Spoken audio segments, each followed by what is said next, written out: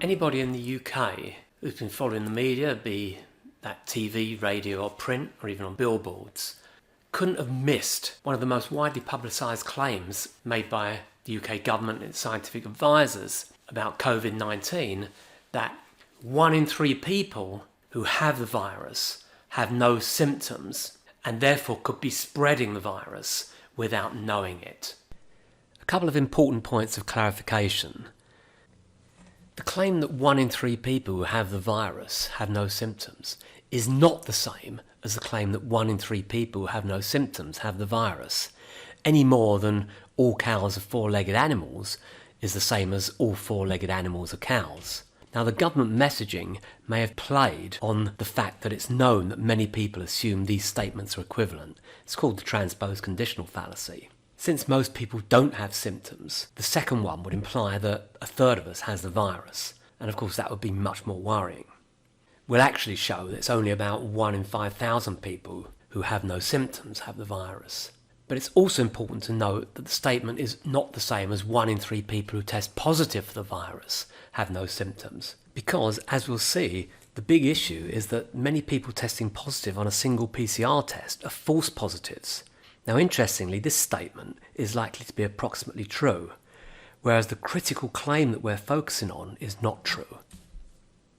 Using data from a study of people without symptoms, we call asymptomatic people, from Cambridge University, we can show that both that 1 in 3 claim and also the government's Office for National Statistics claim about the infection rate are exaggerated.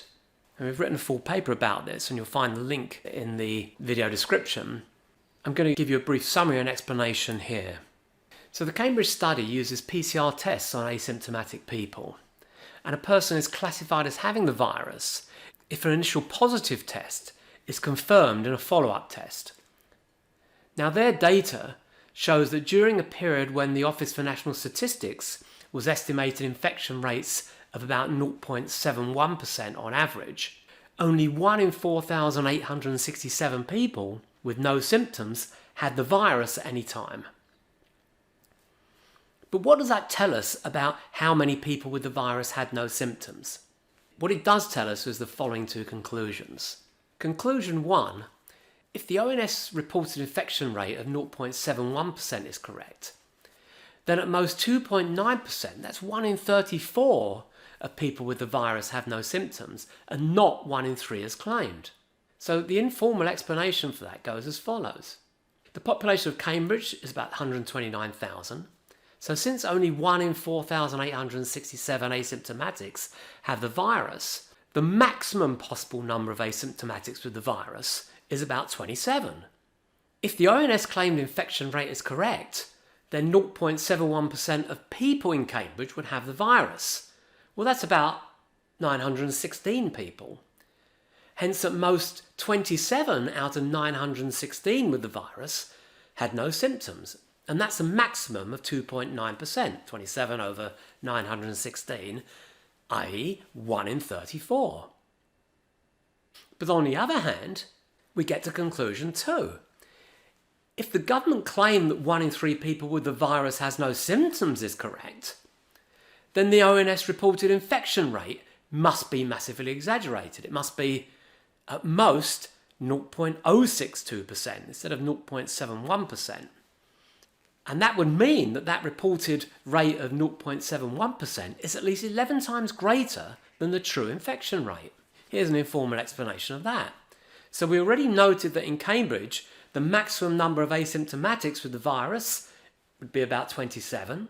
But if 1 in 3 people with the virus have no symptoms, then the maximum total number of people with the virus is 3 times that number, i.e. 81. And that means a maximum of 81 out of 129,000 have the virus. And so the maximum infection rate, which is consistent with the government's 1 in 3 claim, is 0.06%. That's 81 over 129,000. So the government's 1 in 3 claim and the Office for National Statistics infection rate claim can't both be true simultaneously. If the government and ONS claims are mutually incompatible, then what's the explanation for this incompatibility? And what's the likely true virus infection rate and the true rate of people with the virus who are asymptomatics. The explanation lies in the impact of false positives. Unlike in the Cambridge study, the government assumes that a person who tests positive in a single PCR test has the virus. They're very unlikely to be subject to confirmatory testing. However, we also know from the Cambridge study that about 3 to 4 in every 1,000 people without symptoms will falsely test positive. And taking this and all other observed data into account, in the paper we show that the true infection rate for the period in question was likely to be 0.379%. And on the other hand, the percentage of people with the virus but no symptoms was most likely to be about 5%.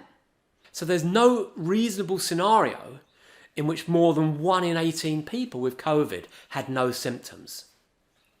So we can conclude the government 1 in 3 claim overestimates the percentage of people with Covid-19 who have no symptoms by at least 560%. And the government's estimate of the infection rate, 0.71%, is exaggerated by at least 80%. Now, while the focus of our study was on just one UK city, there's reason to believe that the results apply generally throughout the UK, and therefore it's reasonable to conclude that the virus case numbers have been systematically exaggerated. It's also reasonable to conclude that the mass testing of asymptomatic people who've not been in recent contact with a person confirmed as having the virus may be causing unnecessary anguish for minimal benefit at a very high societal and economic cost.